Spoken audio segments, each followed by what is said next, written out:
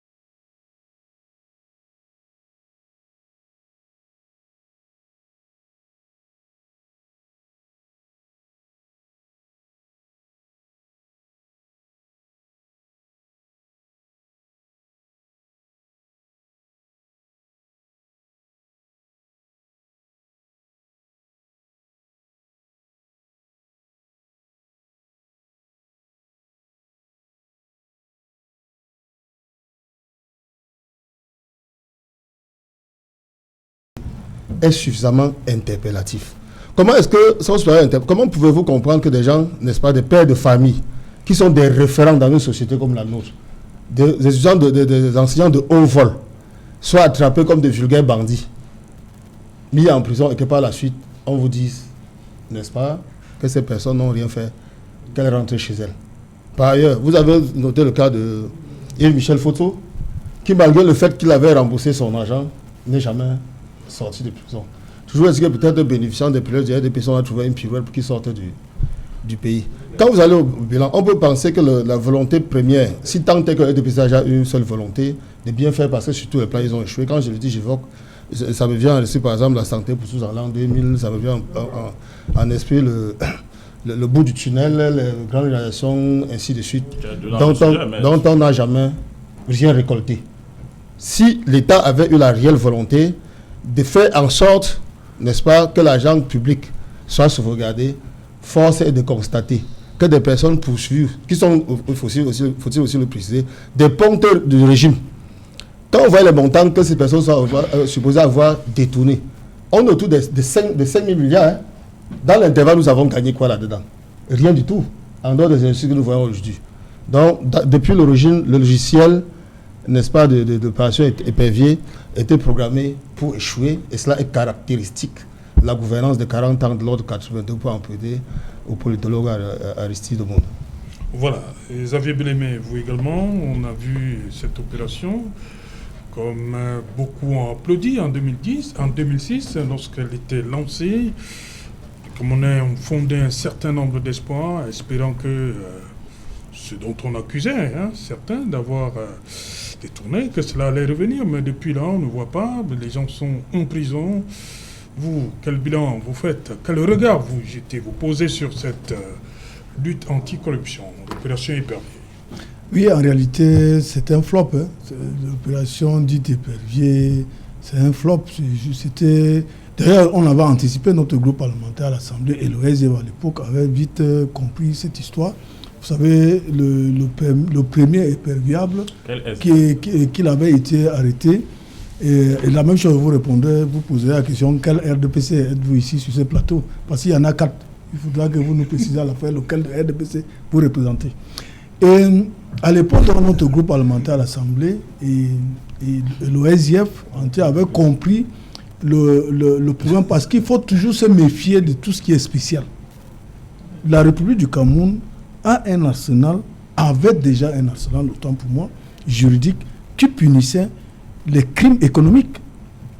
Parce que voler l'argent public est un crime grave, est un crime extrêmement grave qui met en danger des vies humaines. Donc c'est même assimilable à du génocide. Donc on ne saurait comprendre que dans un État qu'on puisse accorder une prime aux voleurs costauds et que ceux qui font la tire n'ont aucune pitié. Et c'est scandaleux. Donc c'est un flop, l'opération Élysée. C'était tout simplement une manière de pouvoir de donner une autre arme en plus au chef de l'exécutif, de régler les comptes. Selon les cas, parce que s'il faut parler de vol, on a aussi un ministre de la Santé, ou alors plusieurs autres membres du gouvernement, depuis Covid-19, appelle les dénonciations de l'honorable Jean-Michel Ntieux.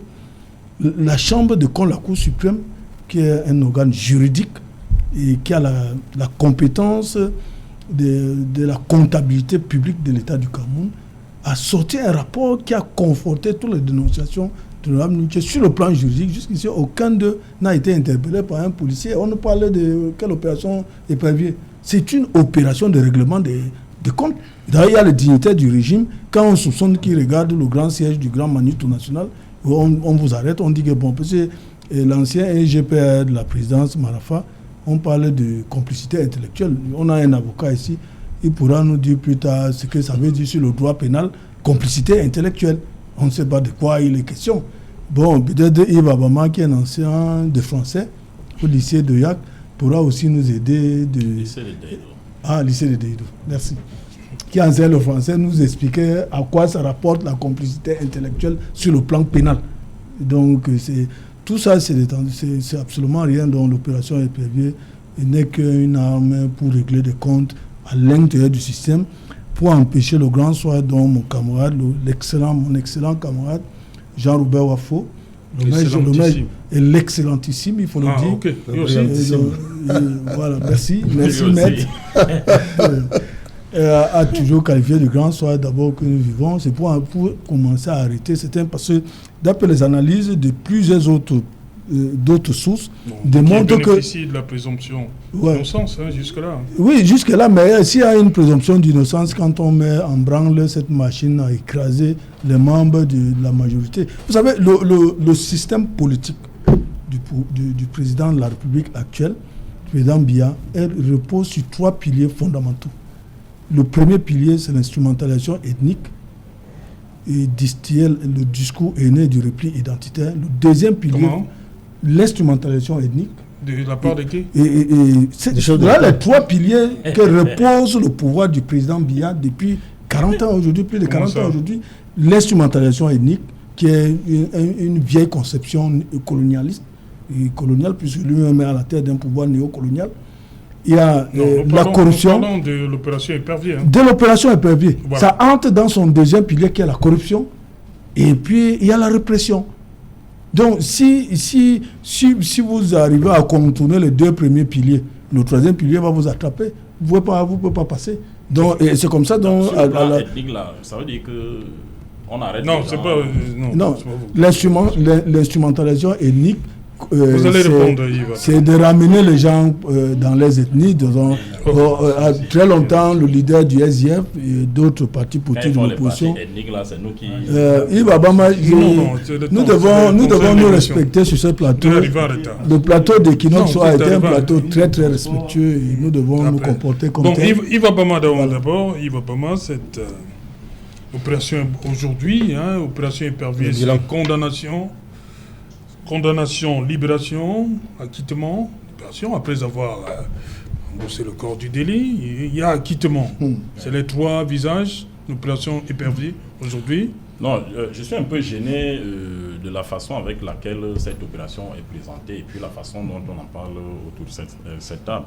Elle est présentée. Oui, vous avez un autre regard? Ben si, j'ai un autre regard. C'est une présentation biaisée. C'est une présentation, à mon sens, qui est biaisée. Elle est biaisée pourquoi? Parce que là, on n'a pas le sentiment que la justice a dit le droit. On a l'impression qu'on veut faire comprendre aux Camerounais que la justice ne dit le droit que lorsqu'elle condamne. Quand elle acquitte, elle ne dit pas le droit. Je voudrais vous rappeler 2 exemples. Un premier exemple, Lamar Johnson aux États-Unis, 28 ans de prison, il a acquitté non-lieu. Un autre, toujours aux États-Unis, Kevin Strickland, 40 ans de prison, après il a acquitté. Je suis ahuri d'entendre un avocat, un homme de loi, s'asseoir sur un plateau et vous dire non, comme on a libéré des gens, c'est justice aux ordres. Ce n'est pas ça. La justice a dit le droit. Ça prend le temps que ça prend, mais c'est comme ça. Et ça ne commence pas avec nous. Je suis désolé de le dire. Qu'est-ce que vous faites de la présomption d'innocence? Qu'est-ce que vous faites de la présomption d'innocence? Suppose que quoi? Maître. Que lorsqu'on n'a pas seulement établi à l'égard de vous, lorsque les faits ne sont pas avérés, lorsque votre culpabilité n'est pas établie, on ne devrait pas vous mettre en détention provisoire. C'est du droit. Vous me laissez parler. Allez-y. Ceux qui ont fait 28 et 40 ans, allez leur poser la question. Allez leur demander pourquoi. Qu'est-ce qu'on a fait de la présomption d'innocence? Mais à un moment donné, vous qui êtes dans le couloir de la justice, vous devez expliquer aux Camerounais que malheureusement la justice, ça fonctionne parfois avec des erreurs. C'est-à-dire que erreurs de bonne foi, pas des affaires de dire que non, on a calculé, on a voulu tuer tel, on a voulu tuer. Je prends le cas des deux recteurs. Qui a voulu les éliminer politiquement? En quoi est-ce qu'ils étaient une menace? Pourquoi ça vous gêne pas? C'est caricatural, c'est gros. Ça vous gêne pas? C'est gênant. Deux pères de famille ont innocemment passé du temps en prison. C'est très gênant. Mais ça ne suffit pas pour qu'on vienne nous parler de justice aux ordres. Parce que ici comme ailleurs, ce n'est pas plus récurrent ici qu'ailleurs. Non. Prenez des cas, faites des comparaisons. Vous êtes juriste. On peut y aller. Maître, vous êtes juriste. Est-ce que vous savez quand est-ce qu'on a condamné ceux qui ont saccagé le Sénat aux États-Unis? Maître, vous savez. Si vous prenez les grands pays qui ont une histoire judiciaire... Est-ce que vous savez tant finalement... c'est qui là? Sarkozy. Laissez-moi parler. Attendez votre tour de parole. Ça, il y a qui est poussé depuis pratiquement 15 ans. C'est tout récemment. Attendez votre tour de parole. Les deux, ceux qui ont fait 28 et 40 ans, ils ont été condamnés quand? Sarkozy en France. Maître, 28 et 40 ans, ils ont été condamnés quand? Je vous dis que si vous faites une analyse comparée des libérations au Cameroun et ailleurs, vous allez vous rendre compte que le Cameroun essaye même de faire un peu moins. Et je vous assure, un homme de loi comme vous devez être... Nos amis politiques font quoi en prison? La liberté ne doit pas être... Nos amis politiques font quoi en prison? nous dit que la justice... Bon, là, vous voulez... Nos amis politiques ont fait quoi? Bref, je suis avec ces gens-là pour dire qu'en réalité, ce soir, je préfère dire que la justice a dit le droit. Malheureusement, elle a perdu du temps, très malheureusement, comme ça arrive, de deux pères de famille, comme il a dit, 2% de haut vol, ont passé du temps inutilement en prison. Malheureusement, c'est arrivé. Ils savent, il y a des voies de recours, hein, c'est-à-dire que ce sont deux grands intellectuels, je pense, donc peut-être pas un juriste, ce sont des économistes, deux grands. Ils savent ce qu'ils ont à faire s'ils veulent rentrer dans leurs droits. Mais sincèrement, la République ne peut que leur présenter des excuses. Ça arrive, c'est arrivé aujourd'hui. Ça ne peut pas ne pas. C'est-à-dire que aussi longtemps que la justice restera humaine, on aura toujours des situations comme celle-là, maître. C'est vrai que vous avez dit tout à l'heure que quand vous serez au pouvoir, il y aura du lait et du miel, ce sera parfait. Bon, c'est une fable, hein, et personne ne croit au quartier. C'est vous qui l'avez dit depuis. Aussi longtemps que nous serons parmi les hommes. Je ne l'ai jamais dit. Si vous le dites, je reçois. Aussi longtemps que, oui, comme au quartier. Aussi longtemps que nous serons parmi les hommes, maître, il arrivera toujours, très malheureusement, que la justice soit devant ce genre de cas. Voilà, maître, c'est aussi pédagogique. Tout à fait. Qu'est-ce que la suite pourrait être quoi pour ces... En principe, je crois, ces enseignants qui ont été acquittés. Naturellement, lorsque ces personnes sont difficilement acquittées, comme l'a dit, il y a une commission, je crois au niveau de la Cour suprême, qui est chargée d'indemniser les victimes. La seule condition, c'est que vous ayez été acquitté, n'est-ce pas? Puisque tel est le cas, que vous démontrez que vous avez subi un préjudice. Cela va de soi. Pour le cas des enseignants qui ont perdu leur carrière, des pères de famille qui ont été aussi humiliés. Dans le préjudice, il faut quand même évaluer l'humiliation. Donc, sur le substrat des articles de l'article 226 du Code de procédure pénale, ces personnes-là peuvent se faire suffisamment indemniser. Et soit dit en passant, il faudra bien que ceux qui commettent ces actes-là savent que la responsabilité première ou directe leur incombe. S'il vous plaît, je parle du droit. Non, ceux qui les ont maintenus, c'est la loi, ceux qui les ont maintenus en prison, qui les ont arrêtés, écoutez-moi, ceux qui les ont fait arrêter, les ont d'abord mis sous mandat de détention, sans s'assurer que leur culpabilité était établie. Ces personnes vont en répondre individuellement, puisque ça parle d'œuvre pédagogique. Ce n'est pas la chute que l'État peut réparer sur le principe de l'action récursoire. C'est-à-dire que si l'État paye pour leur intérêt, toutes les personnes qui ont suivi cette chaîne-là, oui. en parlant de ceux qui les ont mis en garde à vue, ceux qui les ont mis sous mandat de dépôt, jusqu'à la fin, ces personnes sont tenues sur le plan légal de répondre personnellement. Comme il en sera aussi pour nos amis politiques qui sont en détention provisoire depuis pratiquement 3 ans. Et que la commission et que le groupe de travail de la Nations Unies dise que ces personnes... D'après quelle disposition de la loi je vais apprendre? Je viens de vous parler de l'article 226 du Code de procédure pénale. Oui, qui dit? Quand ces personnes sont régulièrement acquittées, n'est-ce pas, sont définitivement acquittées, oui, elles peuvent exercer une action en dommage et intérêt auprès de l'action, engager une action en dommage et intérêt auprès de la commission qui est créée au niveau de la Cour suprême contre l'État. À travers ces gens, contre les individus. Parce que vous dites les individus, ils vont payer. Vous ne comprenez pas. Il faut, non, cher monsieur, c'est vous qui vous exprimez. Il faut bien qu'on identifie ces personnes qui ont fauté. Ah. Vous comprenez, non? L'État ne vient pas à faire le plus comme civilement responsable. C'est du droit même pas de ceux qui sont passés 40 ans et 28 ans en prison aux Américains. Non, mais ça ne se pas. Cela va de soi. Vous ne pas ne nous amenez pas aux États-Unis. Nous sommes au Cameroun. Il faut qu'on comprenne que les lois judiciaires n'existent pas tout. Ne nous amenez pas. Elle est réelle. Si il faut à chaque fois comparer le Cameroun aux États-Unis, on ne peut pas faire des analyses sans comparer. Il faut qu'on compare. À la fin, vous êtes vraiment... Vous voulez qu'on compare?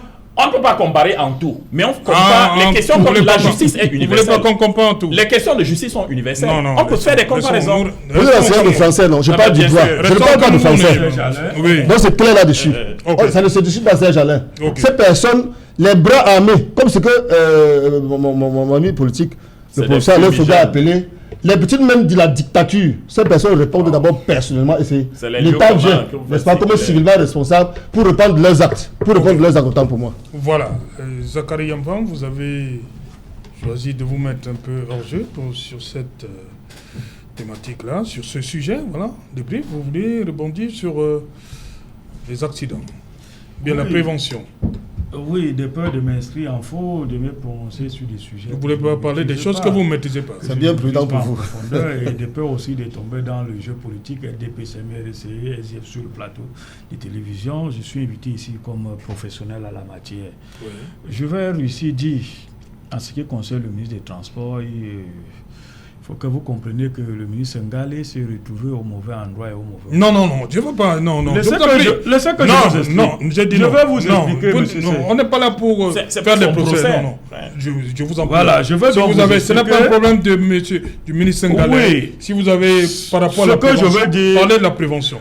Sur la prévention et sécurité routière, oui. Parce que vous ne m'avez pas permis de développer... Allez-y donc, j'ai dû réduire mon débat du débrief pour vous donner la parole. Véritable prévention et sécurité routière au Cameroun, oui. Qui est composée de plusieurs ministères. Parce que la prévention routière du ministère des Transports est réduite. Pourquoi? Parce que la prévention routière, lorsque le ministre Robin Kili est ministre des Transports, en 2012-2013, il convoque une réunion au ministère des Transports pour créer un comité de lutte contre le transport routier clandestin et la prévention routière. Et cette comité devait être composé ainsi qu'il suit. Le ministre des Transports, le secrétaire d'État à la Défense en charge de la gendarmerie, le délégué général à la Sûreté nationale, le ministère des Finances et les syndicalistes.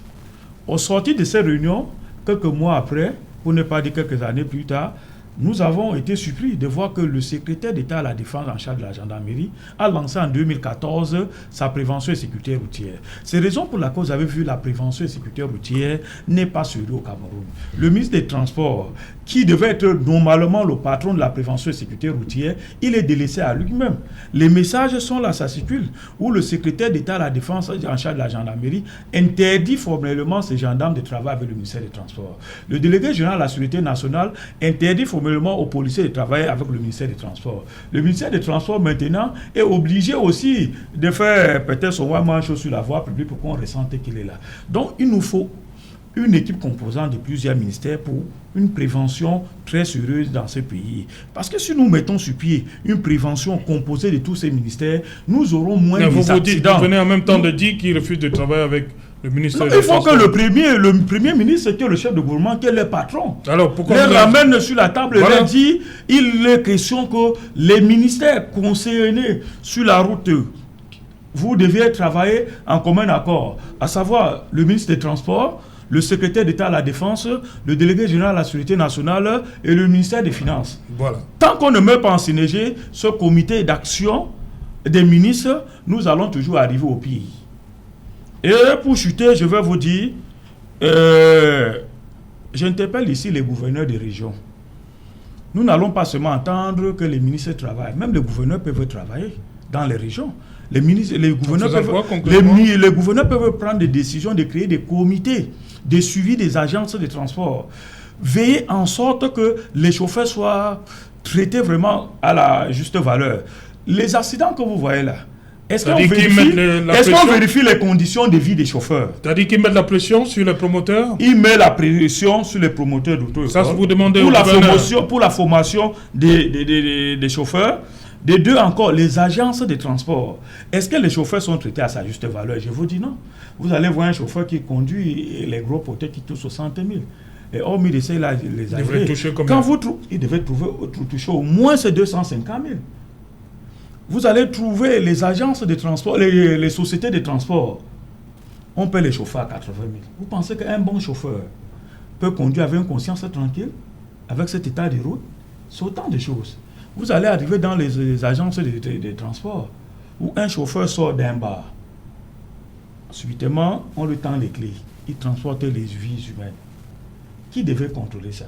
Donc moi, je propose que les préfets peuvent aussi, les gouverneurs peuvent prendre sur eux, dans les régions, de mettre les comités de suivi des chauffeurs auprès des entreprises, auprès des agences de transport et dans les terminaux des voyageurs. Okay. Cela pourra limiter peut-être les cas d'accident parce que lorsque un chauffeur est maltraité, c'est comme ça qu'il conduit aussi mal. Okay. Lorsqu'il n'est pas bien payé, il n'a pas une conscience tranquille lorsqu'il aborde la route. Donc je m'arrête. On vous a compris, les syndicalistes.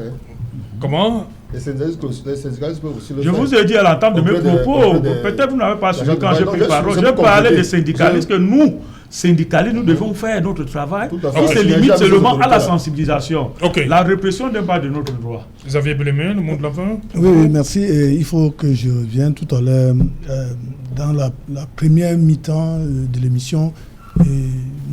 Yves Abama a semblé, oui, c'est dans son registre, défendre le système et le ministre. Mais c'est une aberration parce que c'est des vies humaines. Ça ne choisit pas les couleurs politiques. Il essaie du RDPC, mais il n'est pas. Et puis il a dit des choses incongrues et qui n'ont rien à y voir à la réalité. D'abord, pourquoi ne se posons pas des questions pour savoir le ministre des Transports ne peut pas affecter des agents de son ministère, des agents qui sont dans les différentes délégations départementales, régionales et autres, les affecter dans les différentes agences autres gares routières pour exercer les alcotests. Moi, je voyais toujours dans les axes routiers du Cameroun. J'en ai fait plusieurs régions et j'y fais régulièrement. Et j'ai jamais vu dans un contrôle de prévention routière, on fait l'alcotest aux chauffeurs. Non, ça c'est fait. Je n'ai jamais vu. Je dis moi, ça c'est fait, ça c'est fait. Je suis en train de dire que moi, en tant que professionnel en matière, il dit qu'il n'a jamais vu. Il n'a pas dit que ça n'existe pas. Est-ce que je peux continuer? Est-ce que je peux continuer? Mais tout à l'heure, c'est vous qui développez. Moi, je suis même surpris, monsieur le syndicaliste. Quand vous parliez tout à l'heure dans votre mais il est véridique. Vous n'aviez pas indiqué que l'alcotest fait. Et vous dites que les gens sortent du bar et on monte sur le bus. Bon, l'alcotest l'a exercé à quel moment? Vous-même, vous avez dit une chose grave tout à l'heure. Que les chauffeurs sortent du bar et on leur donne le bus et ils conduisent. On leur donne les clés. Et on leur donne les clés et puis ils démarrent, ils sont à Yaoundé. Oui. Et puis ils sont à Yaoundé. À quel moment et qu'est-ce que j'ai dit comme mot de fin? Non, vous n'avez pas. Le gouverneur pouvait mettre les comités. Peut-être vous n'avez pas. Vous me confondez peut-être au manque de DPC. Est-ce que vous me la parole sur le DPC? Même ce qu'on dit, vous êtes loin de comprendre. J'ai dit ceci.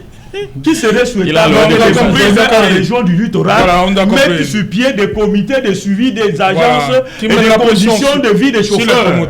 Je suis en train de dire donc c'est une mesurette parce qu'en réalité le gouverneur a une compétence régionale.